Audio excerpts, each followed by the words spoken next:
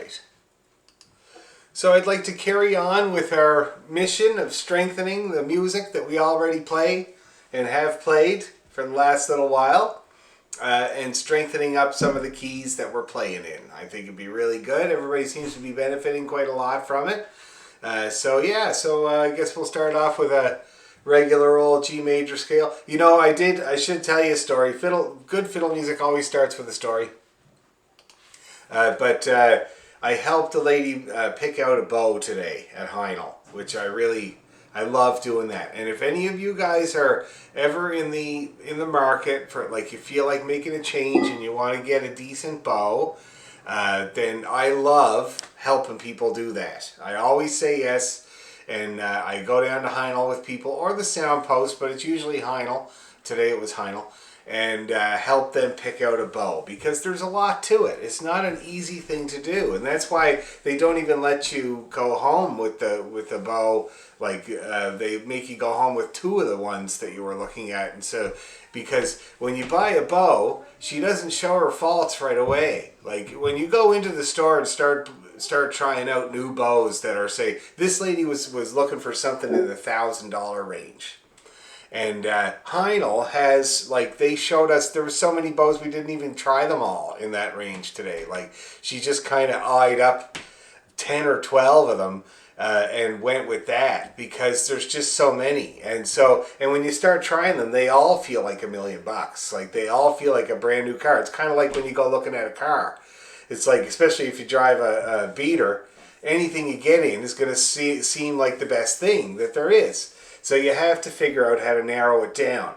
And so we used my method that I always use for selecting bows and helping people to select bows, which is you go in there and they trot out all the bows. Now, they trotted out, there was a section that was all the same kind of bow. It's a Brazilian bow making company, and they're really popular right now. I can't remember the name, I'm really bad with that, but apparently they have a really nice batch of Pernambuco there down in Brazil. And they've been making these bows, and they're really popular, and they're $900, so they're not that expensive, right, for a Pernambuco bow. So we had 6 of those, and so the first thing we did was an elevator pitch of those 6 bows. So she picked them up one by one and played Southwind, and quickly kind of eliminated, like, I don't know, I think 4 out of 6, and there was only 2 of those left. So we kept those 2 in the running. And then she chose, there was 3 in the 1350 range, and she narrowed down, well, actually there was 5 in the 1350 range, and she narrowed that down to 3. And then the first one she grabbed was $2,300. And she told Andreas, the guy that was helping us, that knows every bow and violin ever made, she said, I'm looking to spend about $1,000 plus tax. The first one she tried was $2,300, and she was like, oh, I like this. And her husband was there, and he plays the baron. He was sitting there, and she was like, I like this. Then she kind of glanced at him and put it over to one side. And then she found another one that she really liked. It was $2,500.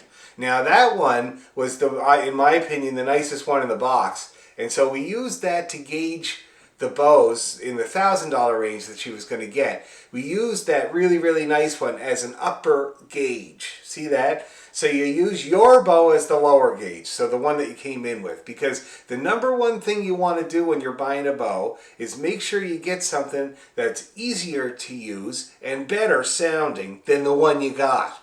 And you want something that's quite a bit better, not just a little bit better. Because, you know, chances are your bow that's in your case when you bought your fiddle is worth about $90.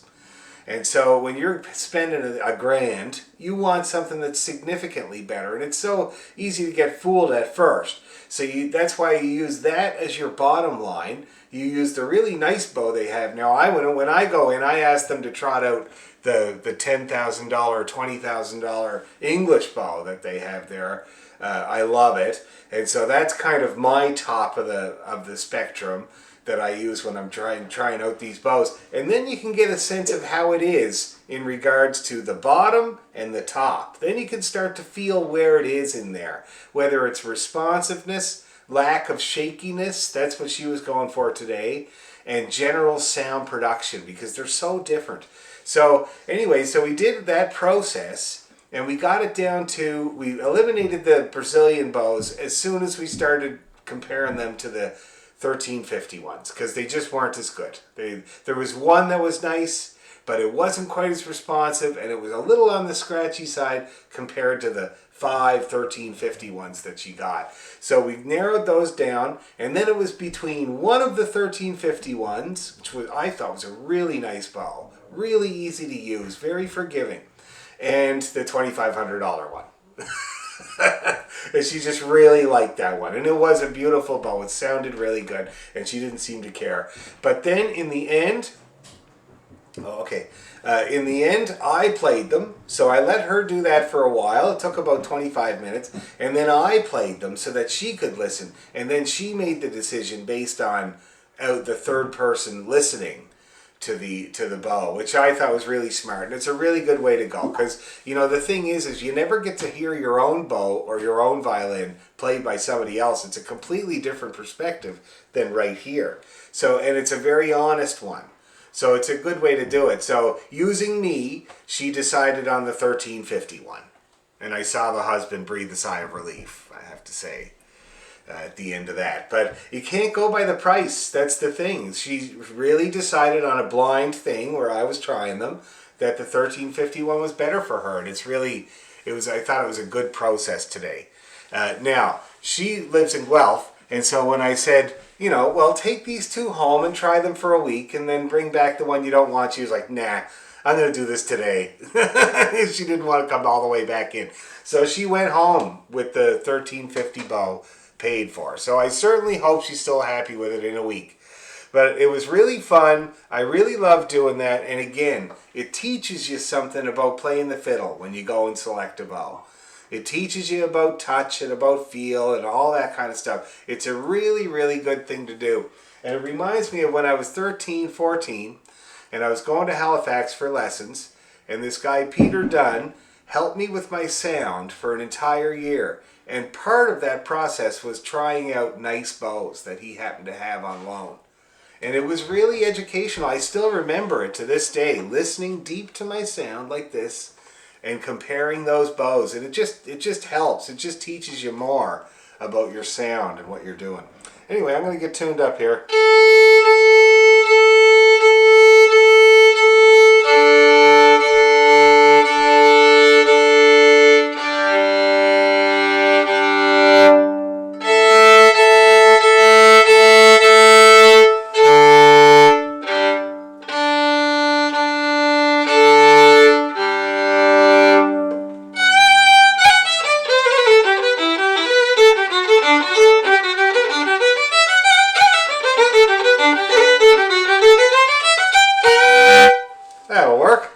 And this is the bow I found in the attic. They fixed it all up. It's got a new grip, it's got new hair, new eyelet, and it's a pretty sweet bow, I gotta say, but I gotta give it back to my sister-in-law. Anyway, so let's get warmed up with our usual. A nice G major scale in arpeggio, nice and slow to give you time to tune. Make sure everybody's muted. There we go. All right, here we go. Ready, and...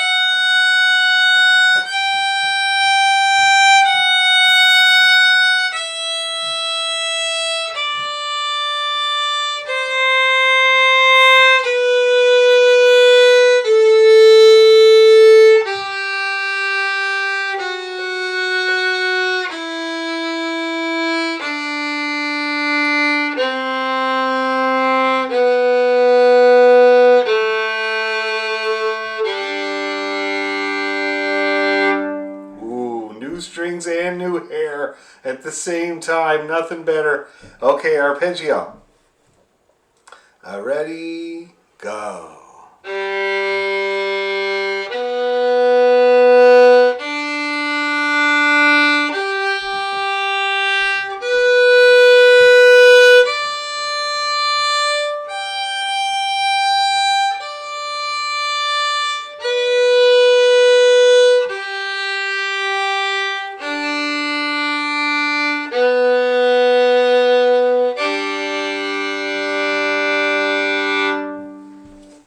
right. Now, mine was bang on the money. How was you guys? So you getting pretty good batting average there? Good, good, good. So let's up the speed. All right. We'll see if it remains intact. We'll go a little bit faster. Hi, Heather. You're back in the drum house, I see. Okay. So a little quicker. A 1, 2, 3, go.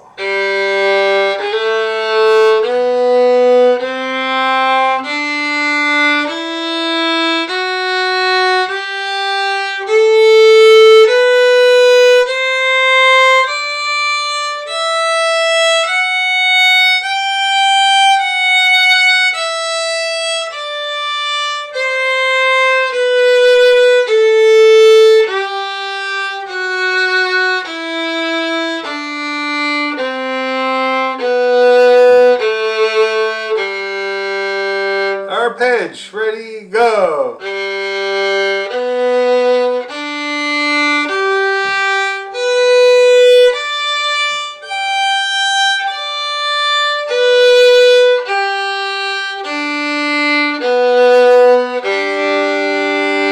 One more arpeggio as a strengthener. Ready, go.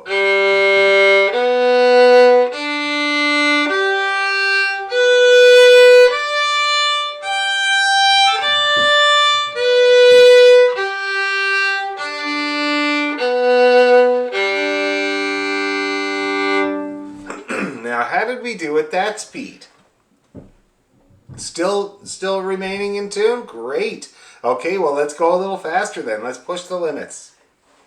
And we won't forget the arpeggio at the end. I was teaching a little girl, Annabelle, today, Irish girl, and she did arpeggios for the first time last week. And this week she said, I'm really getting good at the scale, but I can't do the pigeon. I let her keep saying it for a good long while. A pigeon. Okay, a little faster. A 1, 2, 3, go.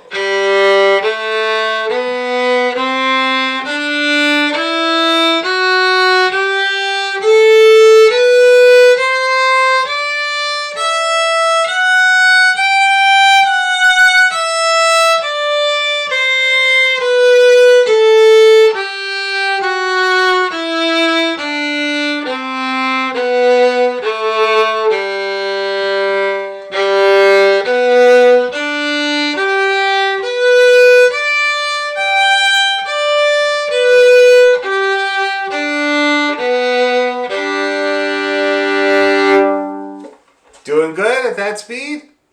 Great. Even the pigeon?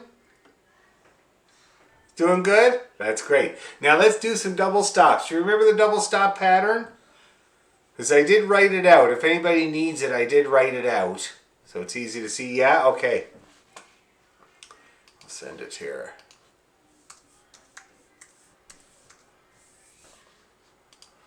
Here we go. Shona.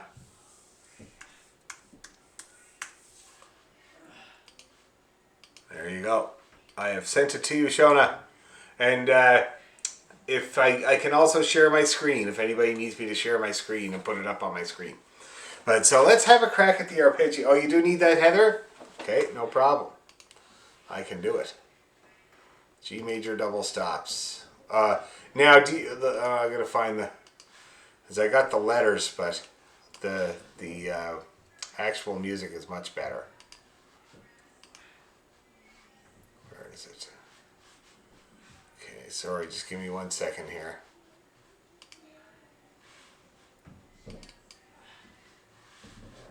Okay, I got her. I'm going to share my screen. Here it is. Everybody seeing that okay? I'll make it bigger. There. How's that? It's good? Okay. So let's do it. So what we're going to do is, I've found that it's better to play,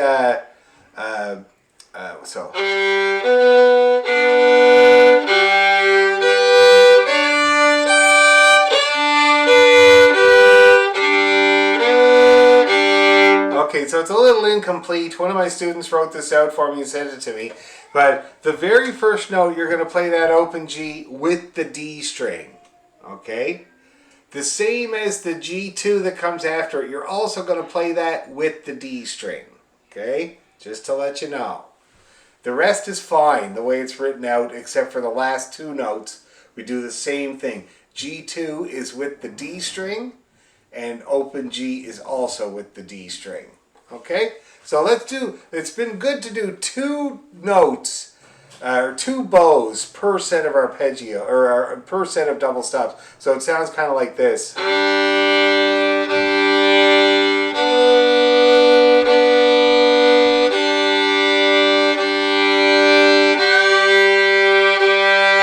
See that? It gives you a good crack at each one.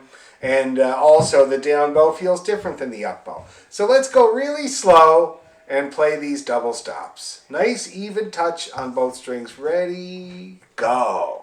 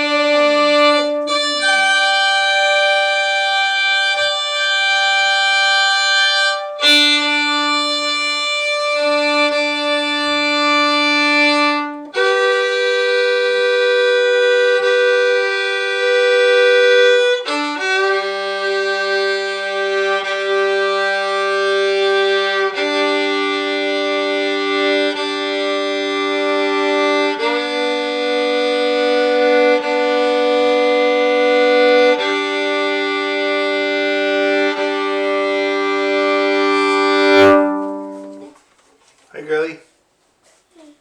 How you doing? You need something? I'm looking for more boxes. More boxes? Oh, good luck. Don't forget to practice Irish dancing. Okay, so that was the G major double stops. Now I realized I'm seeing here that there's another mistake in this music, so I'm just going to write it up. I think I can annotate. I think I can... Just move. There should be plenty of boxes. Yeah, I suppose you're right, girl. Aha! Okay, hold on here.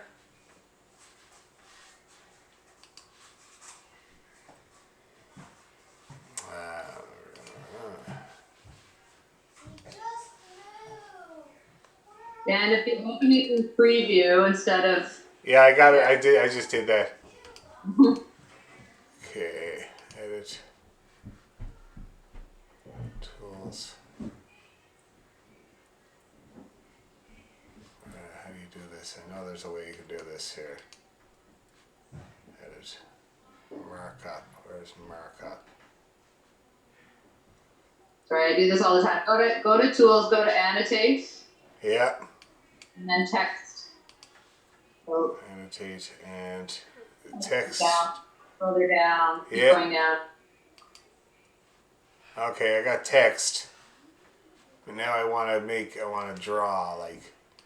Oh, I see. Yeah, you can just draw there. You got it.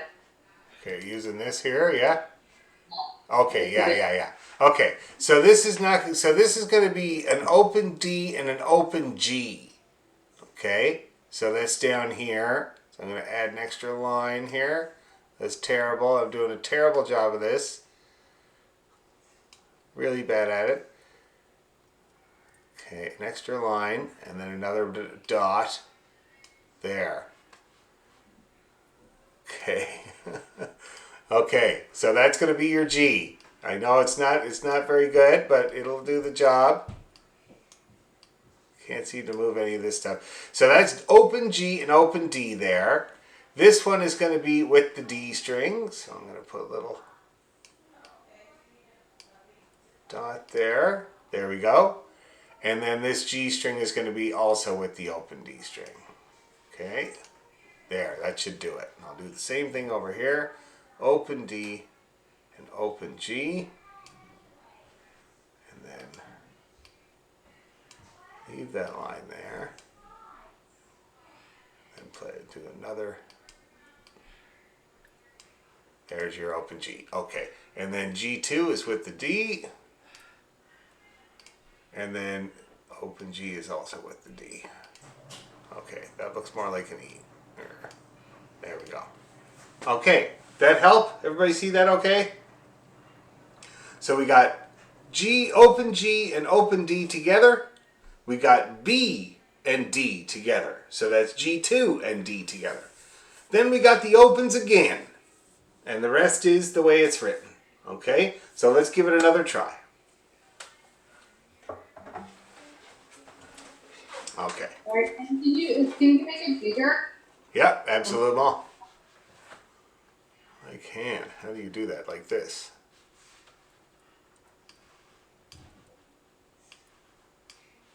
Oh, I gotta stop marking it up. Okay. How come it's not letting me make the window bigger? There we go. Is that better? There we go. All right. Let's give it a go, and then I'll take some questions. So G, open G, and open D together. The two open strings. Ready, slow.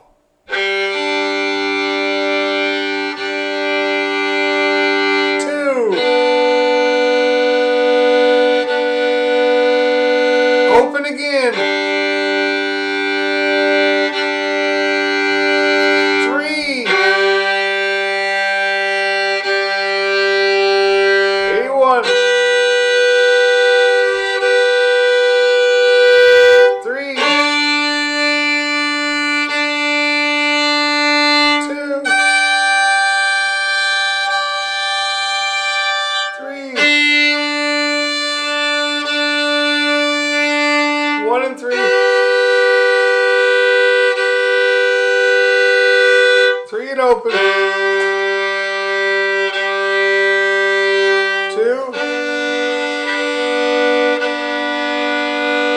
Open.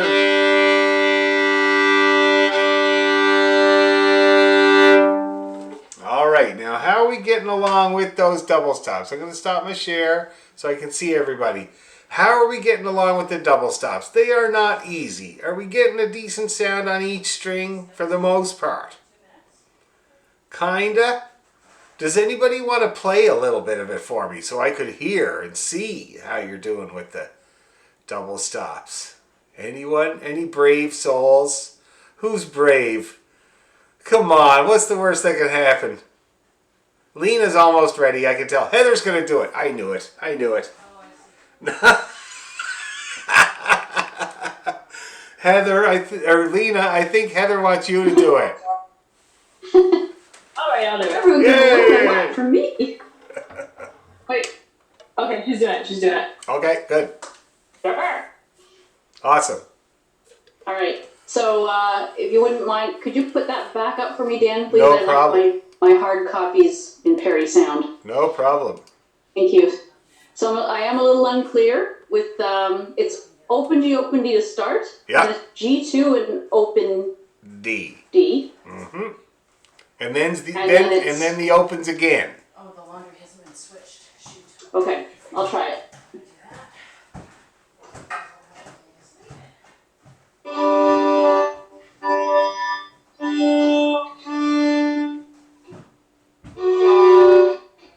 Okay, now hold on there, Heather.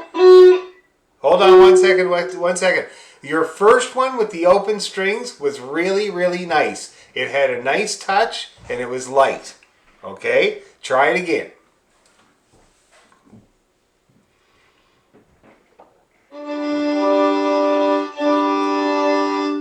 Good. That sounds out of tune. It is out of tune, And then yeah. it's back to the Opens. open G and G2. Mm-hmm. Open D and G2. Open D and G2. Okay.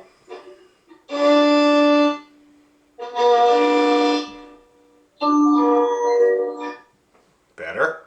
A1, D3. Oh gosh. Ooh. Not bad. Mm-hmm.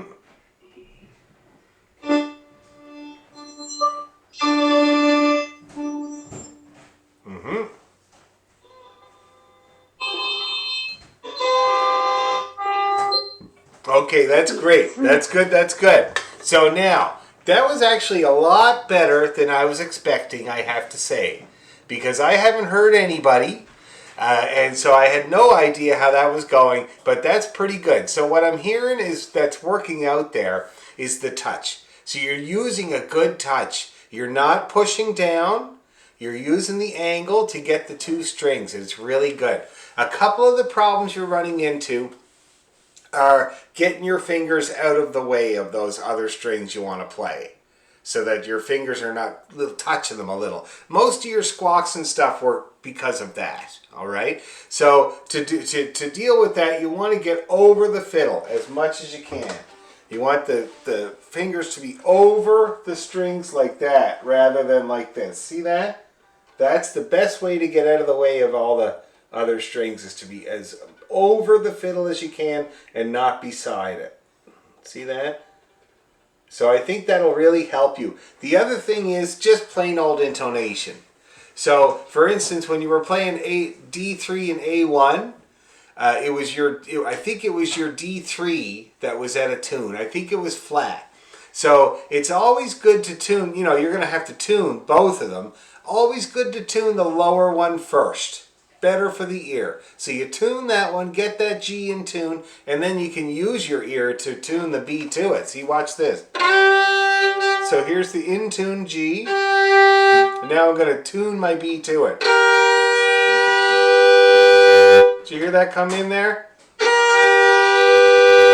Yeah, so you can almost do that without a tuner. See that? So that's why it's really good to tune the lower one first, because I could tell that you could tell that you were at a tune, but you were kind of searching which one is it, And so start with the lower one. It'll lessen your guessing, okay? Very good though. Very good touch. That's my biggest takeaway, is that that's really nice. So keep that up. Don't push down. Resist the urge. You got the angle right. Anybody else emboldened by Heather's bravery and want to try double stops for me? Like Lena, for instance, or anybody like that's related to Heather in any way? I can do it. Okay, good. Okay.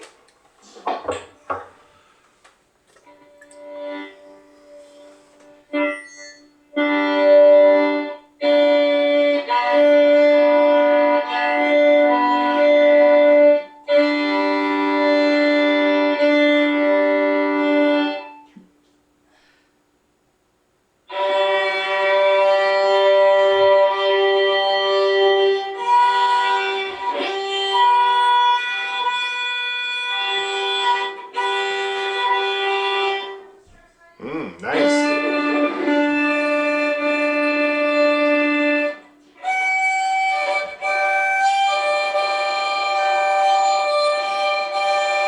Oh man, that was really good as well. So, and you had better luck tuning, because your lower notes were the ones that were already in tune. So that really helped you. Like, you brought that one in really well. You also brought in the third, the D3 and the A1. You brought that in really well as well. So I think that was really good. Now, you have a little bit of hesitation with the bow.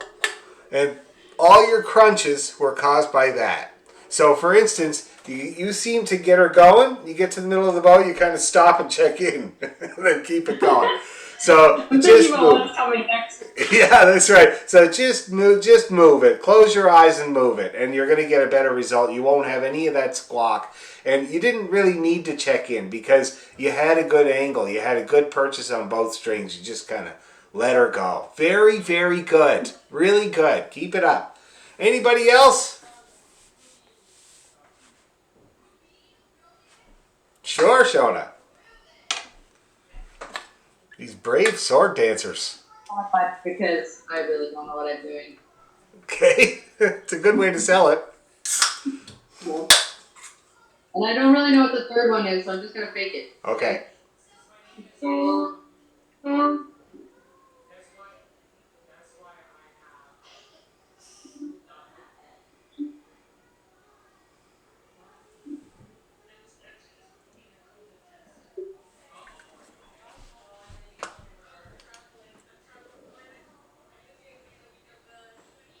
Now, you look like you're doing great there, Shona, but I can't hear one note that's coming out of you right now. I turned the original sound on. The one thing, Zoom doesn't really like double stops sometimes for some reason. I've been having some trouble today with my internet, so it could be that. Oh, it could be that. Okay, but that was amazing. Well, it looked so good. It looked terrific. Yeah. Okay, good. Let's get on with it. Let's try it again. All right, try the arpeggios one more time. Here, I'll get her up on the screen again. Because these are hard, these double stops, it's a bit of a hurdle. You guys are about to get over a bit of a hurdle with the violin. And so it's worth spending some time. Okay, one more time. 2 bows per set of double stops. Open strings to start. Ready, go. 2.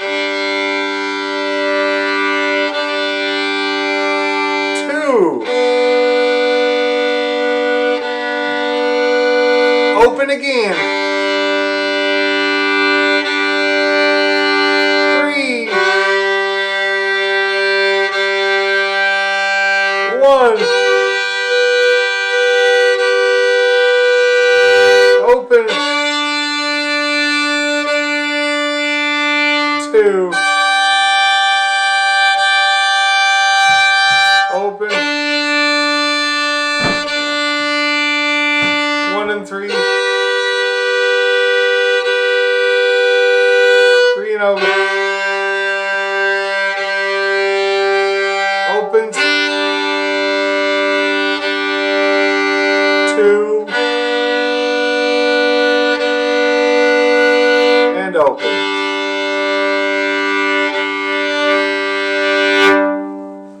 All right. Everybody looks wonderful. So we'll keep working on that until it's getting better and better, and of course moving faster. All right? Any questions about the double stops or comments or anything at all? You can even curse at me if you want to. I understand. I totally understand. I've been there. Does the tightness of the bow have anything to do with it? Absolutely, yes. So if it's too tight, it's really hard to do double stops. Really, really hard. I mean, if the bow is too tight, it's hard in general. Because the thing is that when you look at a picture of a bow on the string under a microscope, it actually looks like this rather than that. So if your bow is too tight and it can't do this on both strings, then it can't properly roll the string over and let it go. See that? So you really need to have it the right tightness, or in the double stops, it makes it really hard to do double stops if it's not at the right tightness. So yes. Also looseness, right? Because if you're too loose, then the hair kind of lays right over it all and doesn't grab it, and you end up playing the wood. Especially with double stops because of that tendency to bear down a little bit, which we all have. So if you're too loose, it's just as bad. But too tight can give you the really scrapey sound. Okay, good question. Any other questions about the double stops? It's a hard one. Okay, let's practice, shall we? So somebody's going to have to remind me. We did swallowtail. Am I right? Yeah. Now, have we done the kesh recently? Oh, let's practice the kesh. What a great tune. It goes great with the swallowtail. So first we'll do the swallowtail to warm up. We'll play that a few times. We got that roll happening in there, which is awesome. And then we're going to do, then we'll practice kesh jig. We'll resurrect that, all right, from the ashes. Okay. I can't remember how fast we were going. I've been a lot of teaching since then. Do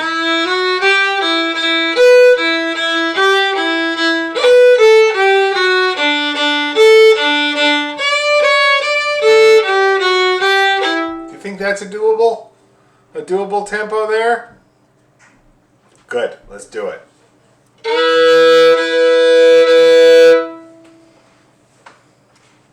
All right. 1, 2, 3.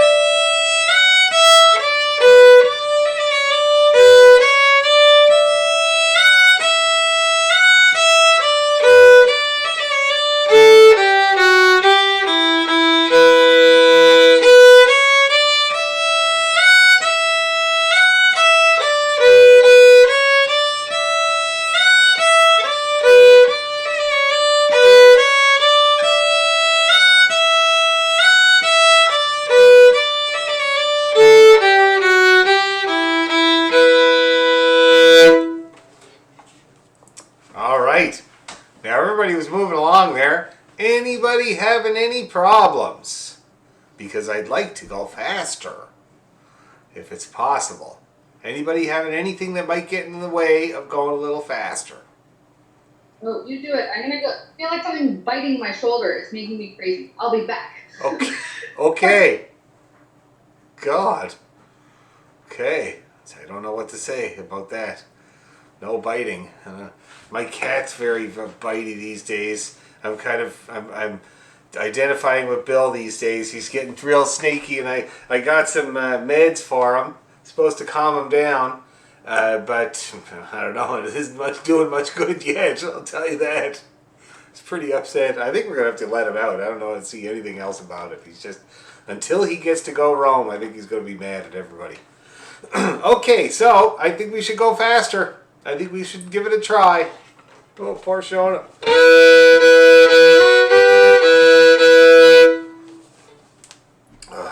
Okay. So I'm thinking.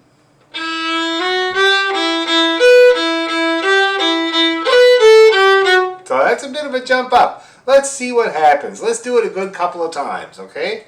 Heather's feeling it. See, and that's what you got to do. You got to feel it before you start it. So think about that tempo. 1, 2, 3.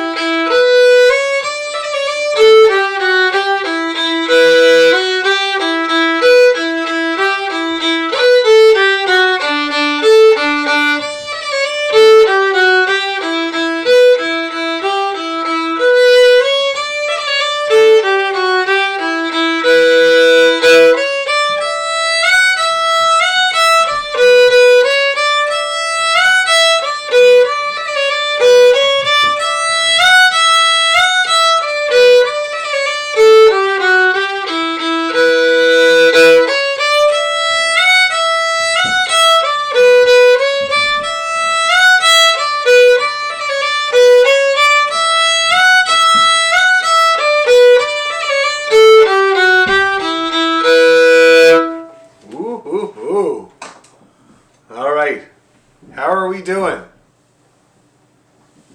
Yeah, you got along okay with that? You get a few rolls in there. Oh, good. Geez, that's great. That's excellent. Now, Shona, how you doing with this old tune?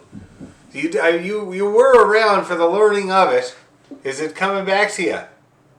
Yes, and I know this tune well in my head. I can't quite remember the roll, but it'll come back to me. This is the roll here. So that we do it in the ending. Instead of 3, 2, 3, A, it's okay. Roll to A. Oh. Okay? Yeah. Awesome. I'm glad you remember it. That's great. Now, why don't we pull out the old Kesh? And we'll join it up with this one. They make a great duo. Swallowtail into the Kesh is a really, really good duo. So let me find it. Make sure I don't lead you down the garden path.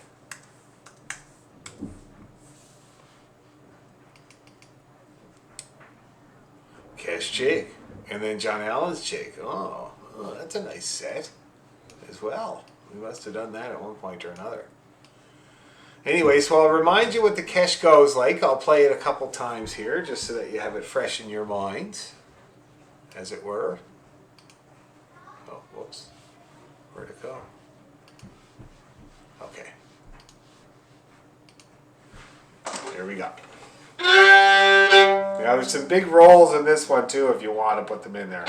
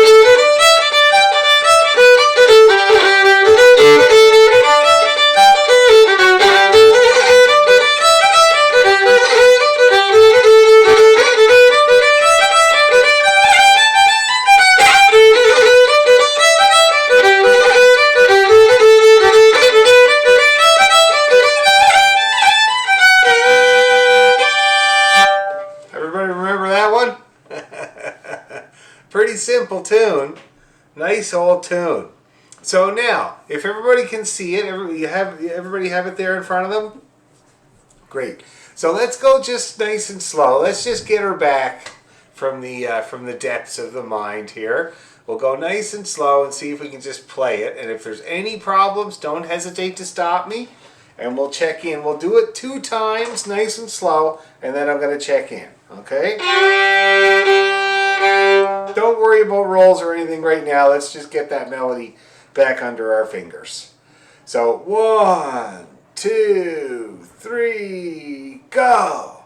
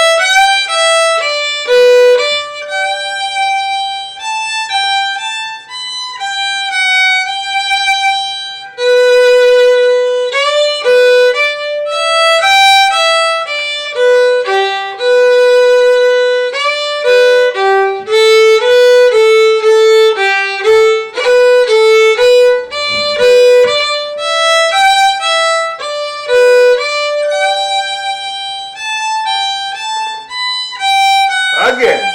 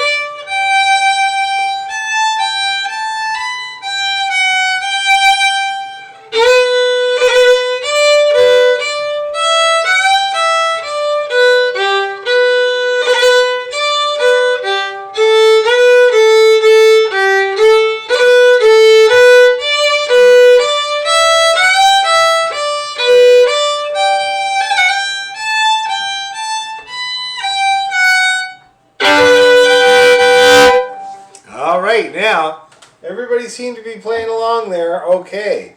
Is there anyone having any problems remembering the cash?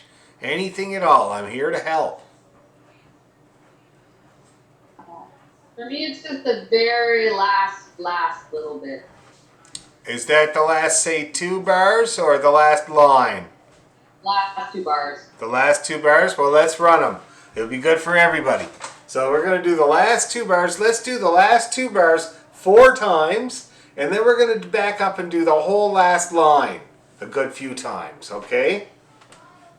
That's my method, to attack the treble spot and then back up and run over it again. Okay, so we got the long G, and up we go. Ready, to, go.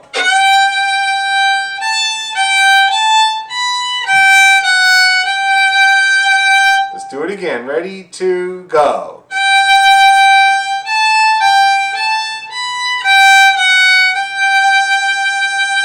Okay, now I'm going to make a note. There's only one. Everybody complains about their high B. That's too flat. It sounds terrible. But don't overreach, because there's only one high B in this whole tune. And I'd hate to see the rest of it go out of tune just because you want to get that high B in there. So more importantly, keep that G where it should be. Okay? So you reach for your high B, but don't let it make your hand go up the neck like that. Okay? Let's try it again. Last 2 bars. A 1, 2, go.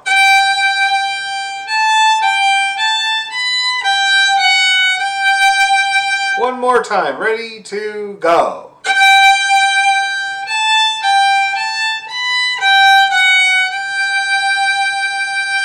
Okay, is that getting better, Shona? Kinda? Okay, so now let's back up. We're going to do the whole last line of the cash.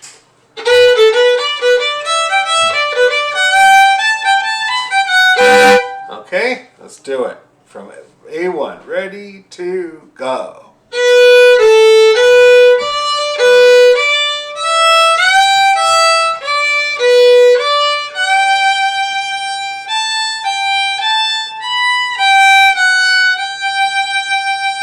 One more time with that. We're ready to go.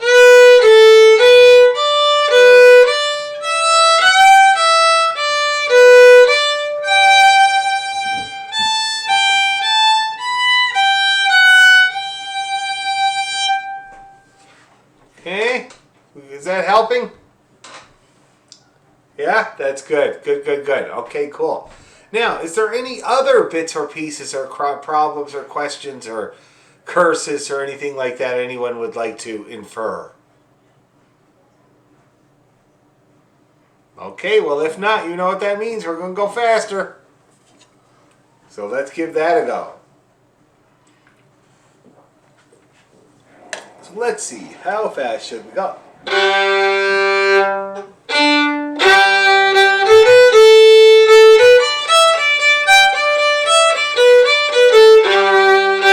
Oh, looks like it might be successful. Let's give it a try. Oh, 1, 2, 3, go.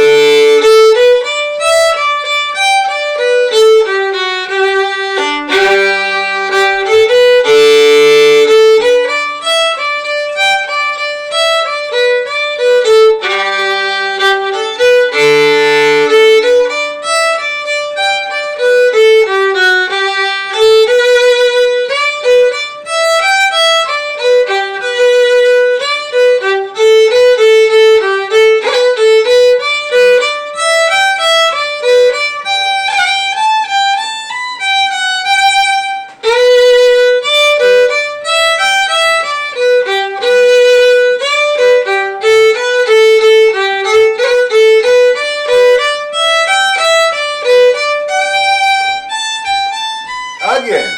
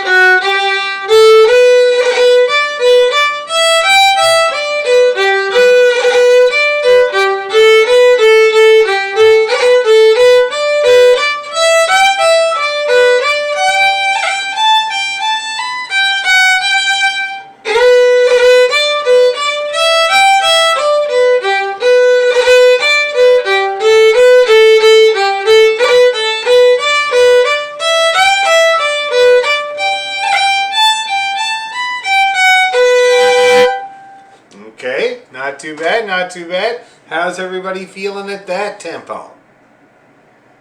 Still okay? Getting a little bit in the rough, as it were? Okay, now, couple of rough things about this tune. I'm trying to anticipate things you might be having problems with. In the second part, string crossing, right? So, that's very often a difficult part of this tune. Now, look at how much energy I'm using to change strings there.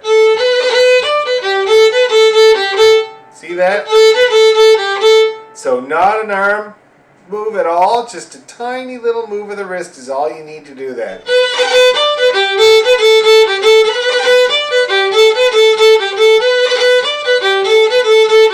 That's what that looks like. Why don't we try playing those couple of bars there? So starting, that's the last 2 bars of the 3rd line. And we're going to play those a couple of times there with this minimization of movement in mind. Just the wrist doing those string crossings. Let's see what happens when we try to do that. So it starts with the long B, okay? Ready to go.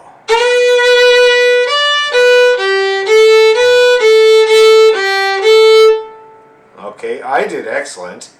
I saw a few wrists, but some arms as well. Let's try it again. Ready to go.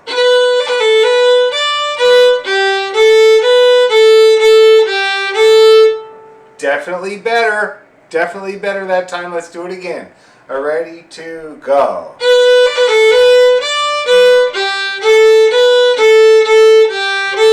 Oh, that's gotta be smoother on your end, because it looks much better. There was a few people that went from this to this, which is still a little arm there. There's gonna be a little arm, okay? Don't worry about it. Like, you just don't want the arm to be the main move from string to string. If it follows a little bit, that's totally fine. You just don't want it to be the main mover. You want the main mover to be the hand. Okay, let's do that one more time, those 2 bars. 1, 2, 3.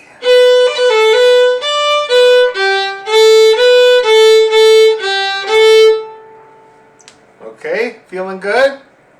All right. So now, the other thing I was going to say, rolls.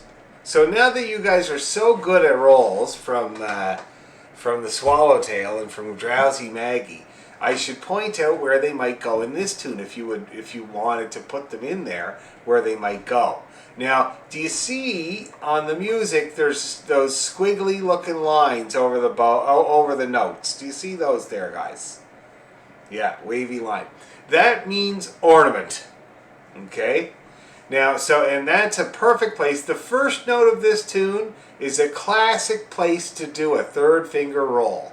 And I do it, everybody I know plays a roll there like every time it comes around. And it's a hard one, I know. The 3rd finger roll is a hard one. But I would definitely have a shot at it if I were you. But even if it was just the 2nd one, you can see that there's 2 of them in that part. The first time around the phrase and then the 2nd time around the phrase. So leave it for the 2nd one. You know, your hand is going to be warmed up already and you might be able to pop it in there 2nd time around the phrase. See that? Now, don't worry about the one that's on the A. We can't do a roll on an A. That's for the tin whistle or something like that. So just ignore that altogether. We'll figure something else out to do there. But then in the 2nd part, there's 3 really good rolls that everybody plays. And they're notated here in the music. So the B's with the little squiggles over them. Perfect place to do a roll. And it's a beautiful roll. 1st finger roll on a down bow, taking your time. It's just lovely. And you do it both times. So roll beetle dee deedle dee, roll deedle dee deedle dee daddle dee. See that? It creates a rhythm. So those are really good to do if you want to try putting them in there. And then the one at the end on the high G is a very, very nice one too. I'll show you. See that? Very, very nice one as well. Okay? So anyway, you can pick 1, you can pick all, you can pick 2, you can pick none. But it would be nice if you did try to get at least 1 roll in on this tune, since you got a couple of them in the swallowtail. Okay, especially the third finger one you're already so good at. So let's try it. So let's try playing the Kesh now a couple more times, and you're gonna try. I'm gonna put the rolls in this time. All right.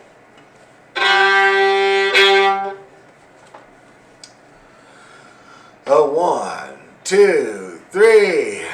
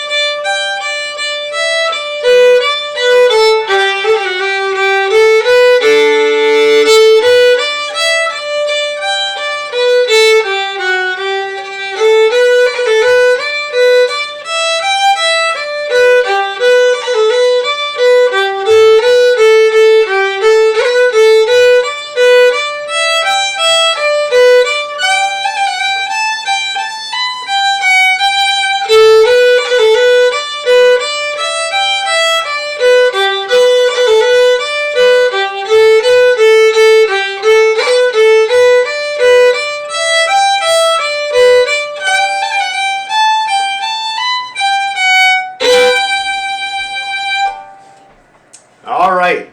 How did you roll? Roll up the rim. Anybody have some successful rolls happening in that tune? One? Hey, that's pretty good, man. One is good. We'll take it. Anybody have any questions or problems that they want to talk about with the rolls or anything like that? Anything really in the tune?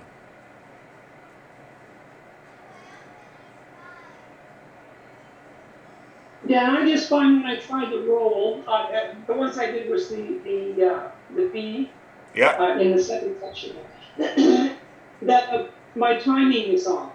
So I'm too slow doing the roll to get on time for the next note.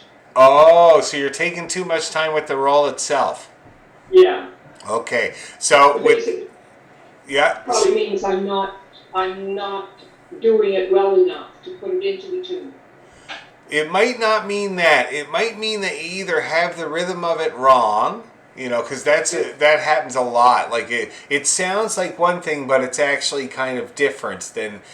When I first started doing rolls, I thought that it was a big flash of finger work right away. But then I realized that it's a little bit lazier than that.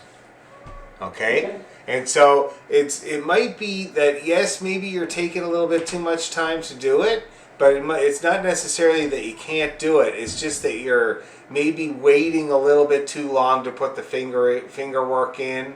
Or maybe there's a hesitation before you put the finger work in, and that makes the whole thing longer. See what I mean?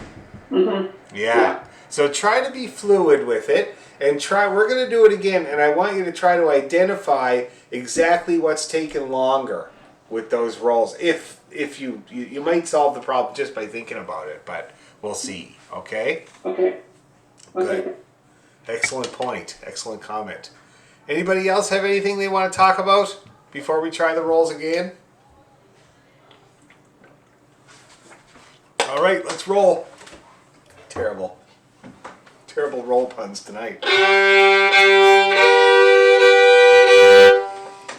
Okay, I'm going to do all of them for your benefit. A 1, 2, 3, go, 2, 3.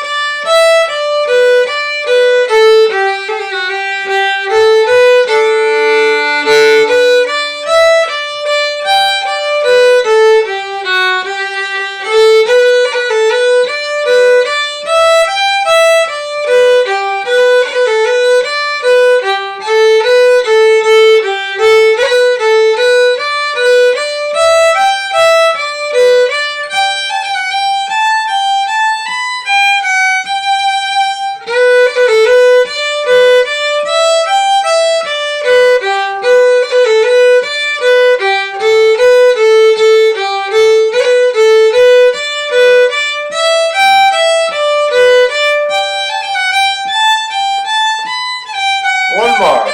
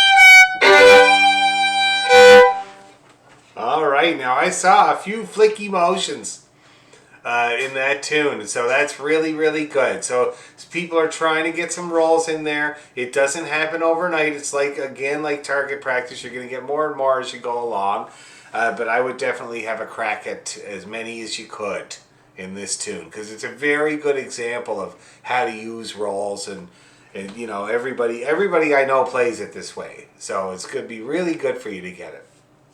You guys missed out on a great session. Yes, Heather? Just quick, is there a roll on an open A or open D or? No, you can't really. You can do a fake roll. That's what they call it. They call it a fake roll. I do it when I'm playing pipe music. That's a fake roll on an open string. So you play open, 2, 1, open. But you do it in a very light way to get it to crack like the pipes.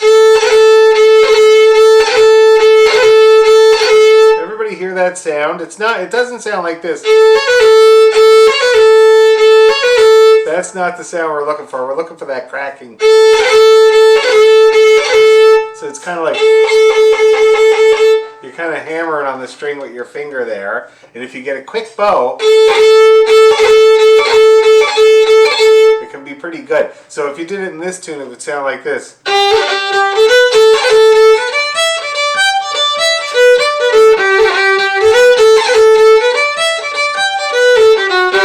See how that works there? So you can do one on an open string, but I gotta say, the only time I ever do it is when I'm playing uilleann pipe music, where I'm really trying to sound like the pipes. So I only do it Sounds like a burl. That's what you're trying to mimic, you know? That's the uilleann piper's version of a burl. And so that's it. Although I should say that when an uilleann piper makes the burl or the roll on an A. He's doing a real roll. I can only do this, so I do it hoping it'll sound. If people squint, they won't notice the difference. You know what I mean? So that's a good question, though, because the open strings rolls, it's actually kind of a controversial subject. There are some fiddle players, like a certain French fella here in Toronto, that say you shouldn't do them at all, you know, because I don't know why, I have no idea, but people get talking about them for sure. But I do them if I'm trying to sound like the pipes, and that's how I do it. Now, do you think we could go a bit faster with it and then put it together with the swallowtail? Why not? Let's do it. Now, if you feel nervous about putting rolls in when we go fast, just wait for the second time around with every one of them. Okay? Wait for the second time around to try the roll. So it's going to be.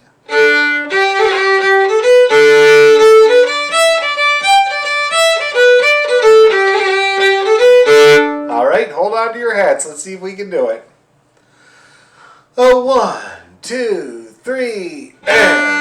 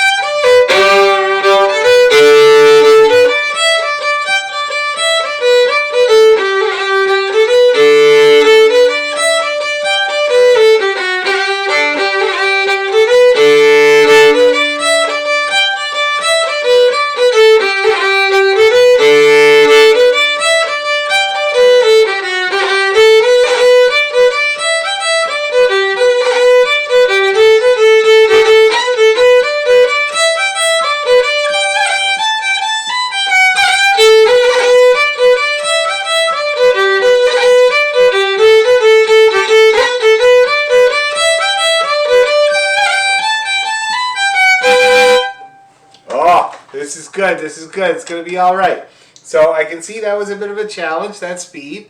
So we're going to set that, and the only reason I see that, like the bows all look fine, and the fingers for the most part look fine, but the faces look terrified. So that's how I judge it there. So I see that. So we're going to set that as our goal. That was, just to let you know. So die, diddle dee die, diddle dee diddle dee diddle dee die.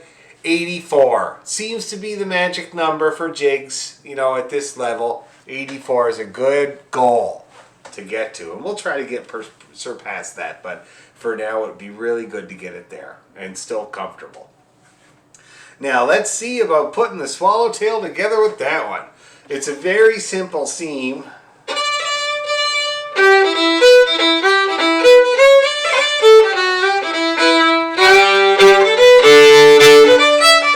That's all it is. That's all you got to do. So the swallowtail ends on a great big long E, and then the Kesh jig starts on a great big long G. That's it. That's all you got to do. But let's do it. Let's do that transition, so just to make sure that it's smooth when we get there. Okay. So we're gonna start. We're gonna play. Let's just play the B part the second time around of the swallowtail, and then we're going to start in on the kesh. Okay? So let's see. Oh yeah.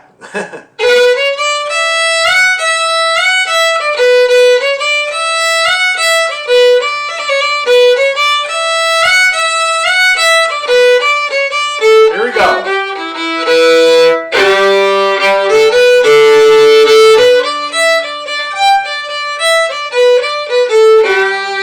Now, did that go okay? I mean, it looked fine, but I just want to make sure it went okay.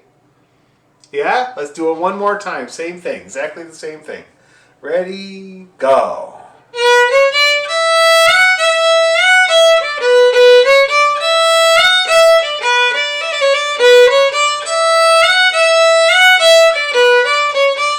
Here we go.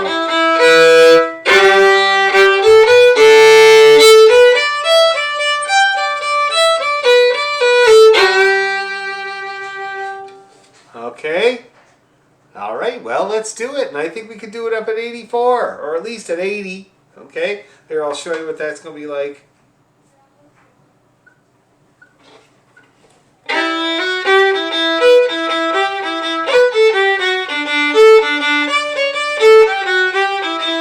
Okay, so let's do it. Look, Lena's getting all ready, rosining up that bow.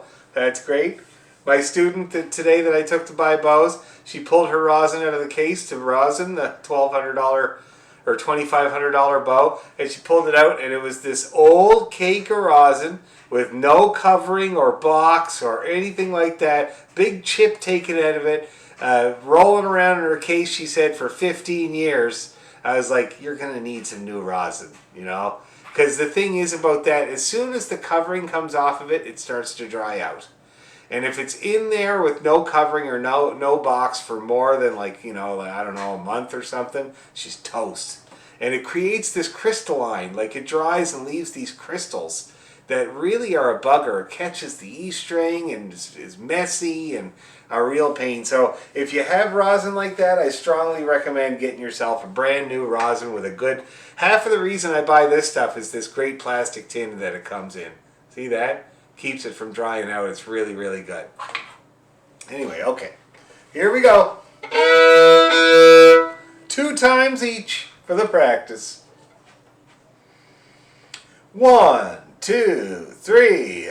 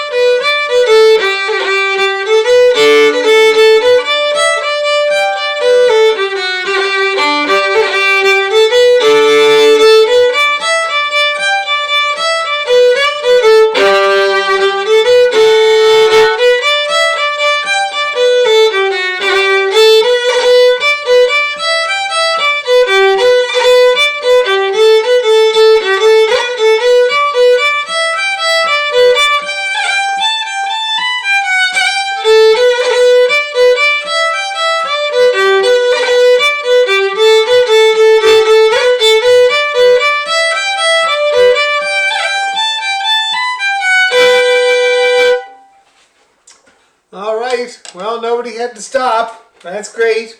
The only time I saw people stopping was to change their music.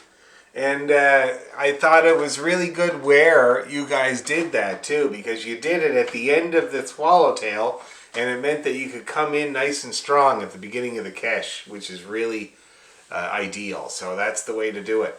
How did we do with this set? Pretty good? Any problems or difficulties that I can help with? I didn't have to stop at that speed, actually. I stopped every time we came to the third, the whole third line. But Third line of the kesh. Of the kesh. So that's the opening of the second part. Yeah. Every time we came to that part, I just couldn't keep up with that pace, but Okay. yeah, it was okay. I think it is the string crossing. Yeah, that's the biggest challenge of the kesh is string crossing. My best advice for that is doorway, and of course, did I show you the string crossing exercises? Down on the G, up on the A. Did I show you guys that? Yeah, and an expansion of that. Now, that's a really good exercise for, the reason you do that exercise is for learning how to change strings with your hand rather than the arm, right? That's the main reason you do down on the G, up in the A.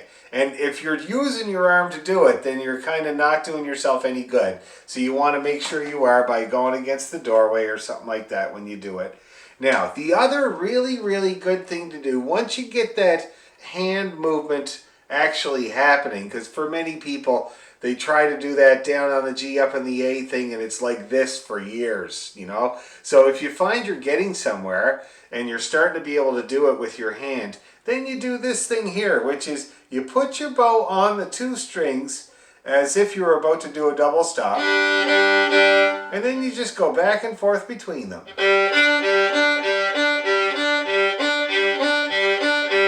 But the thing is, you got to be strict again with the right hand. You have to be strict that you're not doing it like this. Because that's not going to do you any good. You have to do it just with the hand. And that's why, remember the jiggle? Remember we used to do the jiggle? Imagine that it's an expansion of the jiggle.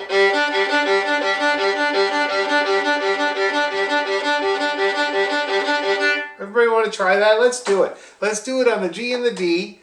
And while I'm going to count it off, we'll do it for a good couple of bars. And then we can talk about it. So, ready, 2, 3, go.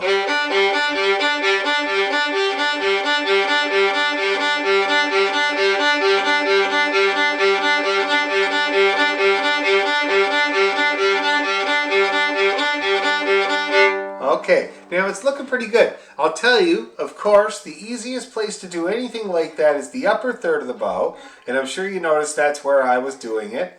And when you get it in the middle, it creates a momentum. Whoa, whoa! Oh, geez, see that?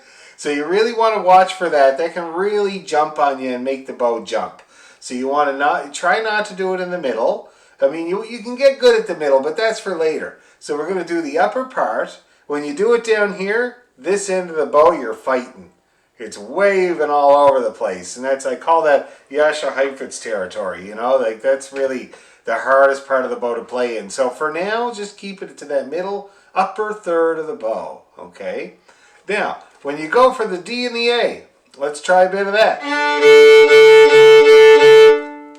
Okay, so you play a double stop, and then you try to do it. Ready, 2, 3, go.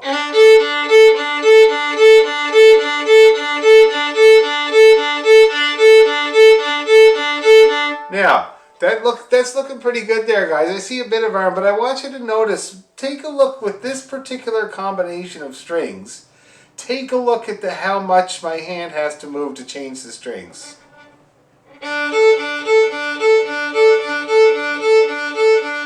Remember bow push-ups? Remember those? Now you're going to use them, okay? So let's do it again. 1, 2, 3, go.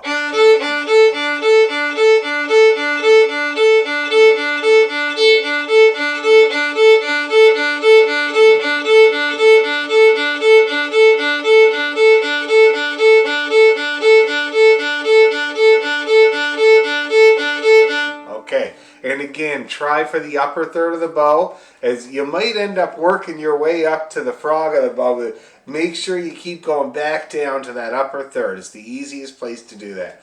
Now, is everybody noticing what a slight change that is from D to A? It's a tiny little dive of the fingers, and you're on the A or on the D. See that? Really, really small. Because the D and the A share the same plane of motion. It's just a slight difference for each string. Now, let's go to the AE. Arts and Entertainment.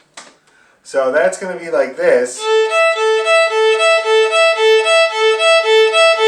And when you're doing this one, what you want to remember is that the E string is straight up and down, right? Whereas the A string is out.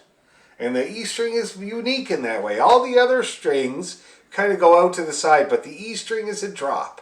So when I'm doing that string crossing, you can see that my hand makes this circular motion. And I scoop her up and I spread it out. I was saying to the intermediate class last night, scoop and spread. Scoop it up, spread it out. Scoop it up, spread it out. See that?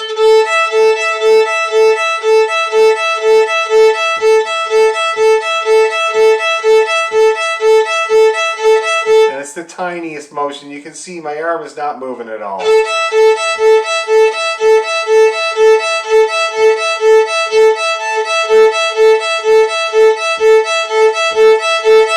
Okay, and so that's another way to strengthen your string crossing when it's between two adjacent strings. Just get good at it, just like that. The biggest thing is noticing the difference between each pair. Did you guys notice that?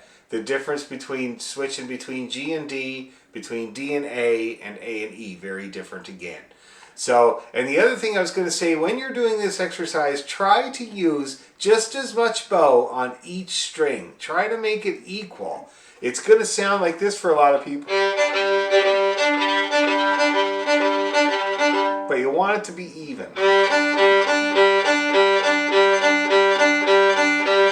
Okay, that's an example of a good one. Here's one on the A, D, A. I think that's the beginning of an ABBA song. Anyway, here's the AE.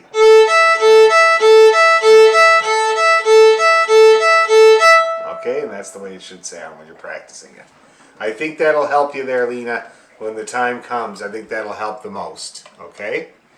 Now, let's see. Let's pull up a reel. What's the last reel we were working on, you guys?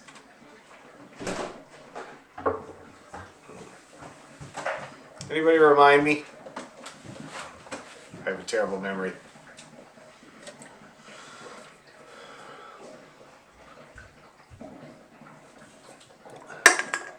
Drowsy Maggie? Oh, Drowsy Maggie. Okay, well, we can practice that. I think that was the most recent one. Did we ever do what do you call it there? The silver spear. Have we done with that? Oh, we should learn that one. It's not a hard one. It's very, very easy tune. It's a beginning tune. And it goes so well with Drowsy Maggie. While you guys pull out the Drowsy Maggie, I'll play you the silver spear.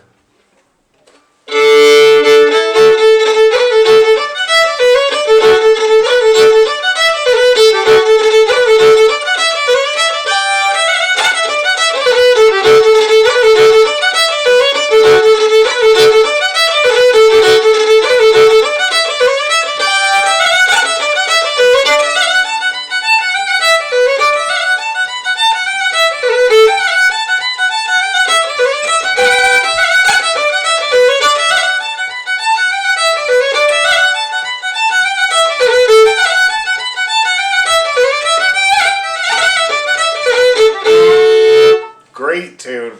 One of the most popular tunes in this business, man. It's like, we played it in Cape Breton. It's in Sandy's book. It's, of course, an Irish tune. It's not to be confused with the Silver Spire, which is another great tune, but this is the Silver Spear. So I call them, one's the religious, the silver religious one, and the other one is the killing one. We're doing the killing one. Anyway, so yeah, so you might want to, check out some YouTube videos of it. I will put it up on my YouTube channel, and send you a good version. It's in Sandy's book. It's the really good version of this tune. I'll tell you what page it's on now before you, so I know you're going to go looking for it. It is on page 73 of Sandy's book. Okay, if you have Sandy's book. If you don't have Sandy's book, let me know. Because my student that I helped buy a bow today, Marie, she digitized the whole thing and it's on a Dropbox link for anybody. So if you need Sandy's book, let me know and I'll send you a link. Joanne, you need it? Okay, I'm going to send it to you right now. Joanne and Julie? Everybody needs it. Okay, well, I'll send it after class. I'll send it to everybody, okay? It's a really, really good resource to have, of course. All right? Anyway, so let's try our Drowsy Maggie now. Oh, yes, please. You got it. I'll do it when I put together the material for Learning the Silver Spear. I'll send you Sandy's book, too. Anyway. When you say Sandy's book, do you mean this one? No. Oh, wait. Can I see the cover? The picture? Yep. So that is one of Sandy's books. That is the one that he did for Mel Bay, but that's not the one that he used for teaching. Okay. That one, it's confusing. Yeah, that one there is a collection of his sets. And it was put together by Lee Klein, who is the guitar player that you see on the cover there. Lee's daughter, Alana, plays fiddle and took lessons from Sandy. So way back in the day, Lee endeavored to write down all of Sandy's versions of his sets. And so it is a good resource for that, but it's more for guitar players and stuff because it has chords written in. Is the other book still available? The one that you call in Sandy's book? Well, I'm going to send you a link for it Okay, perfect. Because this is it. I'll show you what it looks like. To a lot of people here in Toronto, it's very familiar looking. This is what it looks like. Okay. Okay. And it's just it's all photocopied stuff, like out of other books. Okay. See what I mean? That's why he got in a little trouble there for a while when he was selling it, because like all this stuff is from the 1,000 Fiddle Tunes book. See that? Look how small they wrote the tunes out in those days. 1890. Look at that. They were trying to fit them in, eh? Fit in as many as possible on the page. Anyway, but it's such a good collection of Cape Breton music. It is almost everything that you learn when you first start off and as you go along for Cape Breton music. So I find it really, really valuable, and they're all reliable versions. So I'll send you that link. Good question, though, Deborah. Really good question. Okay, let's do Drowsy Maggie in our last few minutes, and next week is going to be Reel Week. We'll touch on the jigs, but we'll do reels. Okay, I got to get her up on my screen so I don't confuse you. Drowsy.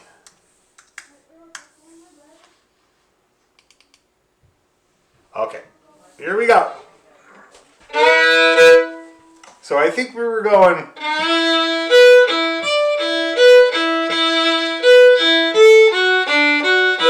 Let's try it. Let's see what happens.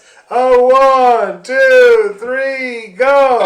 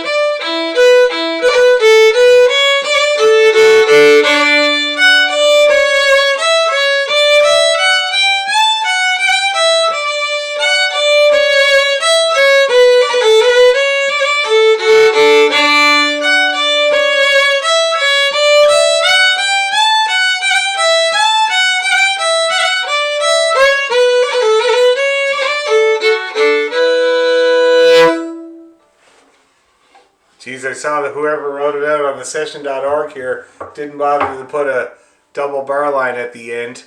So it's just basically an endless tune for that person, whoever wrote that out.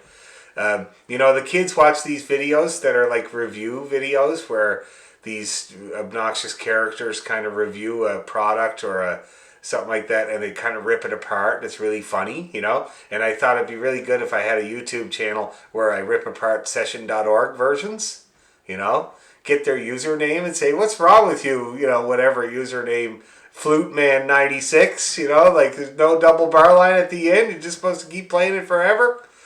Anyway, so next week is Real Week. We're going to work on Drowsy Maggie, and we're going to learn a new tune, first time in a while. Yes, I do know Daniel Carr. He great guy. He danced in my show many, many times, and he played the pipes in my show too. A great guy, awesome guy, good piper too, and a world champion dancer. Anyway, so yeah, oh good, oh great. Well, you say hi back. Great guy. So we're gonna learn the silver spear, the killing one. Okay, and we're gonna work on Drowsy Maggie, and we're gonna get that to be a set because that's a killer set. Those two tunes together is a killer set, very well known. All right. Any questions or comments before we're done? I worked you hard tonight. I know, a lot of playing. Thank you. Thank you. Okay, well, we'll see you guys next Monday or Tuesday, and thank you very much. Bye-bye.